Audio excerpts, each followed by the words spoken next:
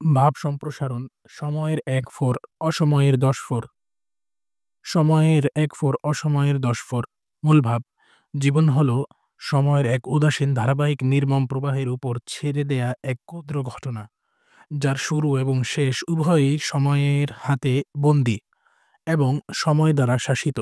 তাই সময়ে কাজ সময়ে করতে হবে। সম্প্রসারিত ভাব: সময় অতীব মূল্যবান। জীবনের যা কিছু অবদান, যা কিছু স্থিতি, যা কিছু মূল্য, সব সময়ের হাতেই বাঁধা। সমাজে মানুষের অনেক কাজ আছে, তার উপর নির্ভর করে তার প্রাপ্তি তথা জীবনের সফলতা ও শান্তি। প্রতিটি মুহূর্তকে জীবনের পর্যায় অনুসারে প্রয়োজনের দিকে তাকিয়ে যদি যথাযথ কাজের মাধ্যমে সার্থক করে তোলা যায়, তাহলেই জীবনের সার্থকতা। সময়কে আমরা ধরতে পারি না, চলতেও পারি না। আমরা পারি তাকে কাজের মধ্যে ধরে রাখতে। সময়কে কাজের মধ্যে বেঁধে রাখা এবং সঠিক কাজকে সঠিক সময়ের হাতে সমর্পণ করাই সফলতার পূর্বশর্ত।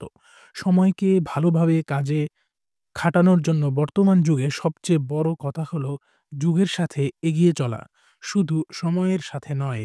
অর্থাৎ যে মুহূর্তে সময়ের যা কিছু শ্রেষ্ঠ অবদান, সে মুহূর্তে তাকে অর্জন করার জন্য সর্বাধিক চেষ্টা করতে হবে। এভাবে সঠিক সময়ে সঠিক কাজটি করা উচিত।